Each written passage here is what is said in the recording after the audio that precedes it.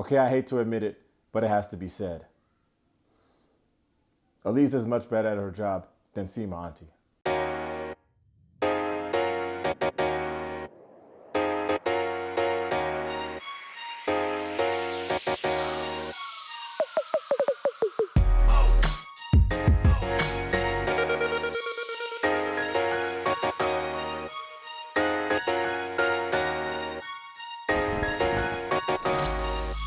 All right, welcome to Taste Take. If you're new here, today we're breaking down Jewish matchmaking from beginning to end. If that's something you're into, hit that subscribe button for your boy. For my regular taste takers, let's see if it's at least a fun watch. Get it? I said at least a fun watch. At least a fun watch. Never mind. All right, quick background here. Jewish matchmaking comes to us from the same people that brought us 3 seasons of Indian matchmaking. While Seema Auntie helps Indians all over the world find love, Jewish matchmaking is led by Eliza ben Shalom. Eliza didn't grow up very religious. She started seeking Judaism in her 20s. Shortly after that, she married her husband Gershon, who I think vacuums the grass. They've been together for over 20 years now, and they're the proud parents of 5 kids and their dog, Koda the Kalev. Eliza's helped over 200 people get to the chuppah, aka the altar. One of the cool things about the show is that when Eliza signed on, she had one single request. She wanted to make sure that there was an Orthodox Jewish producer, so she knew that her community was being portrayed correctly. As they do in Indian matchmaking, Jewish matchmaking takes an ancient tradition and documents it in a modern context. The show is filmed all over Israel and the United States and portrays people at all different levels of practice and all different stages of their relationship with Judaism and with God. The idea is for the show to be a safe, fun place to experience and learn about Judaism. So let's learn. Okay, today's video will have spoilers, but it's a freaking dating show. It's not Guardians of the Galaxy Volume 3. So I'm gonna break down the cast and just give my overall thoughts on the show. Gonna try to do this in order of appearance, so let's see if I do it right. We start off in Miami with Danny. Danny is originally from South Africa. Danny wants to be married by 30. She wants her man to be obsessed with her, and he has to have nice eyebrows, but not nicer than hers. The girl is obsessed with eyebrows. She even has an Instagram page dedicated to her eyebrows. Well, if it was me, I would have my handle be eyebrows. Like the iPhone or like the iPad, it would be like eyebrows. So it's like you're browsing, but it's like eyebrows. Anyway, she seems like a nice girl who's more than willing to give this matchmaking thing a chance. Very open-minded. Her first date is with a dude named David. David's eyebrows are just okay. David is a dude who runs the Miami Sephardic Club, and in the show, you're gonna hear terms like Sephardic and Ashkenazi when it comes to the Jewish diaspora. To break it down real quick, Sephardic Jews' ancestors came mostly from places like Spain, Portugal, North Africa, and the Middle East. Ashkenazi ancestors, on the other hand, came from places like France and Central and Eastern Europe, countries like Germany, Poland, and Russia. Most Jews in the United States are Ashkenazi. All right, back to this lunch date with Danny and David. It was overall fine. Like, one of the first things she asked him is, how do you feel about splitting? Which, of course, I thought she was talking about like the bill, but she was talking about like splitting the food. Girl, why'd you say it like that? Got this dude all nervous. So some other stuff from this date, she finds out that he goes to synagogue every day. She is not into that. She also calls him out because he doesn't pour her drink when he pours his drinks, which is pretty messed up. She says that table manners are very important to her, even though she has her cutlery in the wrong hands. I gotta be fair. Their second date is when they go riding those jet skis and this dude has on socks and shoes, and they're back debating this Ashkenazi and Sephardic thing. And so she's like, so what do we do? And he's like, well, obviously because I'm the man and I'm Sephardic, the household will be Sephardic. Which I think they're calling banter, but he's not joking. Danny knows she doesn't like this guy because he's way too religious for her, but we gotta play the game. The next guy she spends time with is over in California with a dude named Sean. She calls Sean the male version of her. Sean gets his eyebrows threaded. I don't even know what that means. His people are also from South Africa though, so that's pretty cool. They have that in common. But he lives in Hawaii, and he says he doesn't want to go to Miami, so like, this is not gonna work out. So Danny goes back to Miami, and she plans to sit down with David and call him out because he's been flaky. I mean, he's been flaky while you were literally in California on dates with another guy, but like, I get it. We do find out that David skipped her birthday. He said it was for religious reasons, but there's no excuse. So she tells him off. It's very awkward. She's like trying to be mean to him, but like, you ever see people who are like nice try to be mean, and then it's like, come on, you know? So David's like, yeah, I don't think we should date. I'm probably way too boring for you. But also, you want to make out? Wait a minute, what? Like, this dude just got finished this awkward cuss out, and the first thing you thought was to ask for a makeout? I mean, I guess you gotta respect the boldness of it all, but read the room, bruh. But yeah, unfortunately, that's the last we see of Danny. She's a nice girl. I think she's gonna find love. Plus, David wears red sunglasses like he's fucking Cyclops. So it's like, bullet dodged. Moving on, for as weird as it was to watch David ask for that makeout, even that couldn't have prepared me for this trip we're about to take to Los Angeles to meet Ori. If this video was done in order of best to worst, I'll be talking about Ori at the end of the video. Even after where I'd be like, if you liked the video, make sure to hit that like and the subscribe button. YouTubers, am I right? Anyway, let's just get into it. This dude, Ori, is going to be the most talked about person in the entire season, and not in a good way. He's the one that works with his mom in that event planning business. It's mostly weddings and stuff. Him and his mom are very close. So close that he still lives with her. Ori tells Eliza that he wants his wife to be Jewish and Israeli, but most of all, she has to be hot. And don't even think about sending someone that doesn't have blonde hair and blue eyes. Ori's first date is with a woman named Adi. Adi does not have blonde hair or blue eyes. Very attractive though. She recently moved to LA from Israel to like become an actress. And look at that, she's already on TV. It's good for you. So you know how at most dating shows, the camera will come to you and talk one-on-one, and they'll be like, so how's the date going? And most people will be like, oh, it's going really good. Yeah, we have a lot in common. I think there's a lot of chemistry there. Like, we'll see how it goes. You know, like, that's how like most people act. This Neanderthal Ori tells the camera, yes, she's sexy. I want to have sex with her. Yeah, that brother's starving. When Adi tells Ori she's an actor, he goes, oh yeah, I'm also an actor. In porn. Like, in true 5th grade fashion. It's also clear that she doesn't think it's cool that he lives with his parents. So then he's like, so what about you? Are you close with your parents? Not that close, bruh. All right, more one-on-one camera time for this fool, and he tells us, I only date beautiful women. No, you don't. Then he says, out loud, while Netflix is recording in 4K Ultra HD, that if Adi had blonde hair, blue eyes, and bigger boobs, then maybe he would find her more attractive. You can tell this guy listens to High Value Man podcasts. Anyway, for some reason, these two go on a second date, but this time they go horseback riding, which is cool because that's something that she likes to do. So I was like, damn, is Ori turning a new leaf by doing stuff that the woman wants to do? And that didn't last long because like 4 minutes later, he tells her that he's very complicated and that she seems very simple. You're also not complicated. You're an idiot. Naturally, this relationship doesn't work out. So then he's back with Eliza and he's like, look, remember, she has to be hot. And I kind of feel like a douchebag even saying that. Freaking Eliza's like, yeah, bro, like low key. Like, we know. But that's one of the good things about Eliza, because like even the biggest morons of the show, she doesn't judge them. She tries to just tell him like, look, when you're on a date, try finding interest in the things that she's saying, not just what you're saying. It's like you gotta like break things down on a remedial level for this dude. So Ori's next match is with a girl named Corinne, and she's got blue eyes. They go on a date, and he's like, hey, how are you? You're beautiful. Like a real creep. So they're on their date, and he tells her that he's very family oriented. Now just tell her the part that you also live with them. And to be clear, there's nothing wrong with living at home with your parents.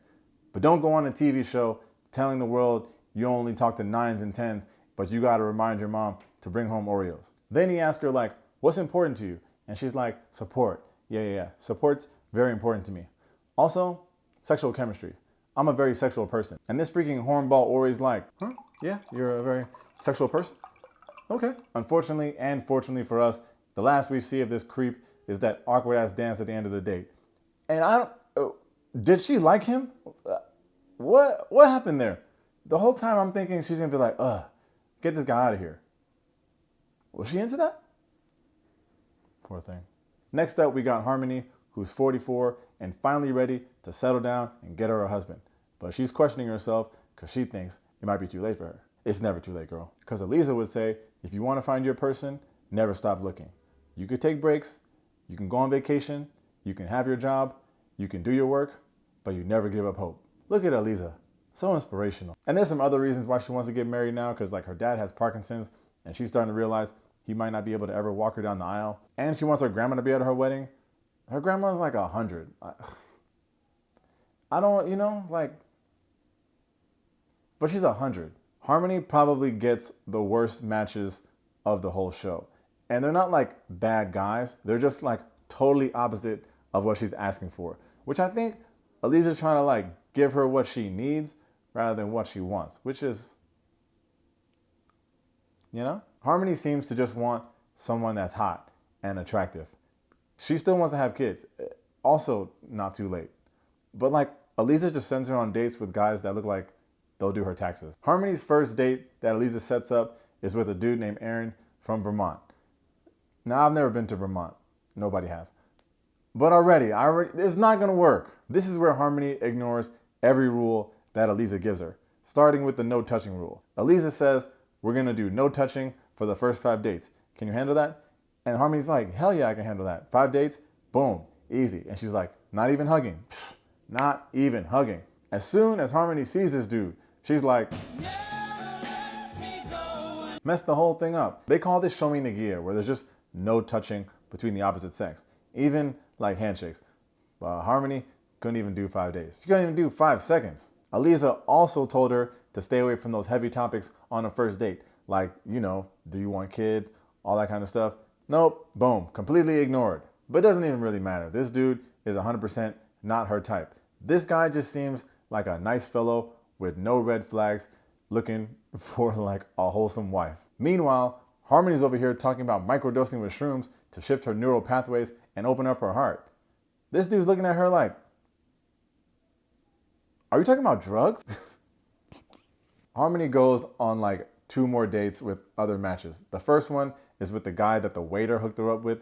And again, Elisa's like, look, I don't got to be the one that hooks you up. I just want to make sure you find a match. So she wasn't even tripping. They're just at a restaurant and they asked the waiter like, yo, you know somebody for my girl? Boom.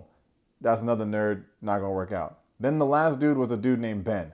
And it was like the first guy she was sexually attracted to. I'm pretty sure they smashed in the flower shop. Next up, we got Cindy, who lives in Israel. I'm pretty sure she said some of her family fled from Libya and some of them even survived the Holocaust. Cindy was going to get married before, but it didn't work out. This is where Elisa brings up the mystery of our history. You know, it's kind of like where you have someone in your past that's not all the way in your past. Y'all know who y'all mystery histories are. I'm telling you, Elisa be spitting. Anyway, Cindy is a very nice woman. She talks about how she values what's called tikkun olam. It's basically a concept in Judaism that centers around actions that will heal the world and make it a better place for you and for me and the entire human race. But yeah, that's very commendable, Cindy. So she tells Elisa that she'd like to find someone that also values this and has abs. Elisa's like, all right, cool. What age range do you want? And she's like, I'm thinking like 28 to 37. So Elisa's like, all right, I think I got someone for you. You want to meet him? Cindy's like, yeah, it's cool. What's up with him? And she's like, yeah, his name is Daniel and he's 34. Then Cindy goes, well, you know, I'm a little concerned about the age. Girl, you just said now 34 isn't cool. Girl, like, just say what you want. That's why I think Elisa said that in the show. Like, look, just say what you want. I can't help you if you don't tell me the truth. Anyway, Cindy finally agrees to go on the date with this old head, and they go to the art gallery, and this dude doesn't like art and respectfully doesn't have abs. Daniel is from Tel Aviv, and Cindy explains that she normally doesn't date guys from Tel Aviv because they got a reputation for being Tel Aviv fuckboys. I don't know. She asks him if he uses the fill-in straps because she thinks it's a turn-on. And I don't think that's what they're used for. Apparently guys or men over the age of 13 use them for daily prayer. They're supposed to serve as a reminder of God's intervention in the Exodus of Egypt. That's cool.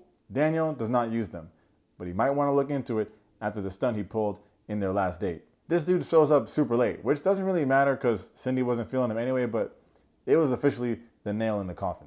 When he finally shows up, he tries to explain it all by saying, the motherfucking, down, fucking. all right, no. He was like, look, I took the bus, then an old guy dropped his wallet. So I grabbed the wallet and then I had to return it, but I didn't know where the old guy was. So I took it to the police station and then I was late. Like, bro, what are you even talking about? You couldn't just text her in this adventure to say, hey, I'm running a little late. Then they start fighting about kids. He wants 2, she wants 4, then she wants to adopt. This dude doesn't believe in adoption. is pretty much the end of things. Next up, we got Noah, and he's in Jackson, Wyoming. He said he's a big fan of the outdoors, even though he's indoors right now. That was his joke. Noah got married super young at 21, and they got a divorce. He also has a kid that lives in Israel. He says he's been really up and down with his religion. Like, he was like super religious, then he totally gave it up. Now he said he's somewhere in the middle, like a flexodox, if you will. His first match was with a girl named Eliana, and Eliana is from Hollandale, Florida. Shout out Hollandale. But she's originally from New York. Shout out people originally from New York that moved to Florida. But let's keep that in mind. They got this New York, Florida girl in Jackson, Wyoming on a first date riding a horseback sled. What is this? I will say she is very nice. Like, you know she's not enjoying this date, but she's being cool about it. And I respect that. We don't get a lot of Noah, but his second match is in Miami with a girl named Ophir. Which, like, why couldn't Eliana meet him in Miami instead of going to freaking Jackson Hole? But anyway, and also, how does Noah keep getting matched up with baddies? Huh? Anyway, Ophir is also very nice, but we don't really get to see where this goes. So hopefully season 2. All right, next up, we go to Brooklyn, New York to meet Faye. Faye is what they call from Orthodox. It's basically someone that goes above and beyond the bare requirements of the faith. Faye is probably the most religious person on the whole show, and the only way she dates is with matchmaking. And she's 100% practicing Shome Nagia. And I'm not talking about no touching for the first 5 dates. I'm talking about no touching until marriage. She didn't even want to go on the show, but then she talked to one of the leading Orthodox rabbis, and he said, Faye, you will be a great representation of the Orthodox community. I officially give you my blessing. Faye also created this platform called OK Clarity that provides mental health resources for Jewish people. This girl is the real deal. Faye's first date is with a guy named Shia, but Shia has to meet her mom first. Shia is a very charismatic fellow. After he passes the mom test, Shia gets to meet Faye. So Faye comes downstairs and she's looking good. I'm like, damn, Faye, like, that's good. Then they go on their dinner date and Faye's like, you seem pretty comfortable around alcohol. And he's like, oh, no. I don't normally drink, only like in social situations. And like, if I drink, it's just gonna be a cocktail or like wine or like beer. Faye is curious about his level of religiosity, which, believe it or not, is a word. But whatever it is, hers is way higher than his, which is kind of a shame because they're vibing so good, man. It's like she's laughing at all his jokes. It's kind of like she never heard a joke before. It's like his like entry-level jokes are just landing. But this is a sad story and I'm upset. Because even though they decided to go on a second date and get gelato, and that gelato happens to look delicious, after that date, they decided to go their separate ways. They felt that the difference in religiosity was too great. You really hate to see it though, man. Like, I like them together. Maybe like my favorite little pairing. I'm gonna need a minute. All right, I'm cool now. Then we meet Nikisha from Kansas. She's half black. Her mom is Jewish and her dad is black. He passed away when she was 12 years old. But let's take a second to talk about the diversity of the show. I never expected to see this many different types of Jews in one show. Like, they really like went above and beyond in trying to find different people from different parts of the world, different skin colors, different levels of their faith. Like, they really did a good job of showing us just how vast this culture is. All right, back to Nikisha. She calls herself a Reformed Jew, and this is going to be her first time dating a Jewish guy. As far as her wish list, this is where things start to get interesting. Nikisha's into guns and motorcycles, so she thinks it'll be cool if he's into that kind of stuff too. She also says that the guy must be physically fit and that she's not into fat guys. And that if anyone's going to be fat in the relationship, it's going to be her. Like, these are her words. I didn't say these things. I said them just now, but only after listening to her say them on TV. That's kind of like, it's like, I just think it's funny how, all right, whatever. She also tells Eliza that she doesn't want a bald guy. So Eliza does her best Seema auntie impression and sets her first date up with a dude who is indeed bald. They go skating at the roller rink, which I thought was a pretty nice date. But nope, he curves her and he doesn't want to go on another date. Her second date was with a guy named Evan. Remember, he was like the wedding DJ / grocery store manager. He brought her flowers though, which was nice. Honestly, somehow this date is working. They are connecting on everything. 10 out of 10. We don't know how it ends up, but I'm obviously rooting for them. Next up, we have the star of our show, Stuart from Chicago. How they held this man from us for 7 episodes is beyond me. Stewart is a musician, and he also owns an advertising company. Stewart is the freaking man, and he's funny. So he's telling Aliza his list, and he's like, all right, she can't have any more than 4 kids. She can't have more than 2 cats. And she's got to be tolerant. I don't want none of that racial stuff, none of that anti-gay stuff. She got to be pro-choice. Like, go off, King. Tell this girl what you want. Stewart is also the only person on the show that got a makeover. I don't know if that was ageism, but he needed to freshen up. I ain't gonna hold you. Like, it should look better after. His first match is with a girl named Hope, and he's just like, look, all I care about is that the conversation flows. What I don't want is for this to turn into an interview. Then as soon as they sit down, this dude Stewart's like, Where do you live? In the city. Do you have a house? Apartment. On a rent? Rent. What do you do for a living? Lots of things. Where's your office? I don't have one. How come? I don't need one. Where's your wife? Don't have one. How come? It's a long story. Do you have kids? No, I don't. How come? It's an even longer story. but she wasn't the match for him anyway. Like, it wasn't gonna work out. She's way too religious for his liking. He tries to explain, like, he thinks that Judaism is like kind of pointless. It's like, why do I need this? Like, can I just be a good person? It's kind of like algebra, where you're learning algebra and you're like, when am I ever gonna use this? Then she tells him that she would argue that Judaism is more useful than algebra, which is a hot take. They don't work out, but we got one more match for my boy Stewart. His second date is meeting up with a girl named Pamela, and they're gonna play ping pong. And when she comes on the screen, we were all wondering the same thing. Is Pamela like, you know, like a little person? And I don't want to be offensive. Is little person offensive? Hold that thought. Midget is highly offensive and considered derogatory and oppressive. Good thing we didn't say that. Although preferred terms vary by person and community, according to the Little People of America website, many people who experience dwarfism prefer the term little person.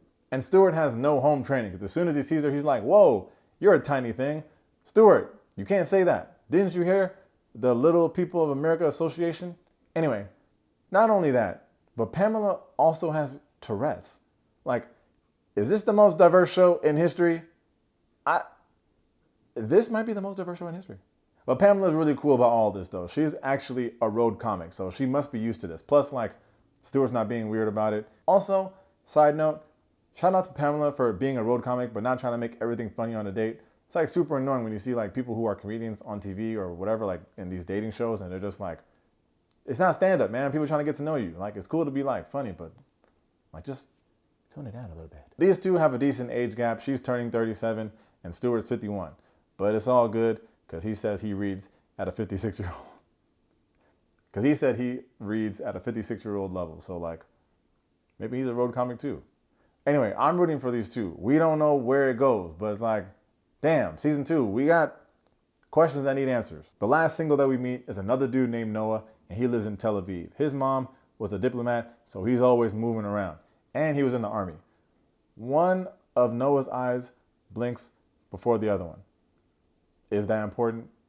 No, it's not important, but this is my outlet. I don't even know why this dude's on this show. Like, Noah's 24 years old, and he's telling Aliza he wants his girl to be European looking. Like, I don't know what you're doing here, but Aliza seems to believe in him. Noah's first blind date is with a girl named Melissa. That's when they go riding those dune buggies. She tells him that she's got a cat, and he's like, that's a red flag. Then after the date, he's like, I don't know if I could date a vegan, and I don't normally date curly hair girls, so like, what is this? His second match is with a girl named Gabriella. She's also very nice, but he's not. After she explains to him what she does for a living, he asks her, you don't want to like go into medicine and like become a doctor or something? Hello? How rude. Oh, and by the way, the girl's doing muscle testing. She's not draining blood and casting spells. For some reason, Noah gets a third match, this girl named Tav, and Aliza has to tell him to stand up when he's greeting her. This dude wants to get married? Tav is also cool, likely too cool for him. She also has a cat, which she says is on the spectrum. I'm gonna leave that alone. I don't know, it seems to me that he likes this girl, but she's 23 and she lives in the United States. He lives in Tel Aviv. Like, stop wasting our time here, man. I could have got more scenes with Stewart. Anyway, I'm obviously not confident that those two will work out, but we gotta wait till season 2, because that's all the footage we get from our cast. I'm gonna give Jewish Matchmaking 4.5 stars. I shouldn't be surprised that this show was so good, knowing that I liked all the seasons of Indian Matchmaking, and this is better in a lot of ways, but just like a very welcome treat. They even do the old couples in between the episodes. You know, I always talk about those in Indian Matchmaking. It's so nice to see like older couples telling their story in between like this modern romance. It's good. And like I said, we definitely need a season 2 because there's almost zero closure. Like where in Indian Matchmaking, you do see some weddings and proposals. Here, we're just like at the second date stage, which makes sense for a season 1. That's kind of like how it should be, but I need them to lock in that season 2. And I need to know if Ori still lives with his mom. I also didn't expect to learn as much as I did.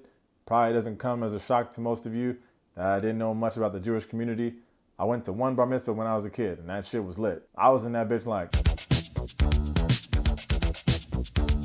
But yeah, there's just so much I didn't know. And this is a TV show. It's not like a college course, but you just get introduced to so many things. Even something that they would do on the show that they don't explicitly explain or talk about, like I would find myself looking it up, for example. And a lot of y'all probably already knew this, but a lot of the times, Eliza would go to someone's house and there's something outside their door and she would touch it before she comes in. I had to look that up. That is a mezuzah. And it's customary to touch that before you come in as a way of showing your respect to God. Even the origin of this whole matchmaking process from thousands of years ago, Eliza explains that Abraham had Eleazar go out and find a wife for his son. And this is like why we do it. It's like from one story. And here we are in 2023, still doing it. I didn't know that. But what's really cool is that like me and the rest of the people outside of the culture are not the only ones learning. Because like I explained, like there's different people at different levels of the relationship with the religion and with God. So there's a lot of times where she's teaching them certain stuff that they might not know. So it's like, I feel a little better because they're Jewish and they don't even know. We're all learning.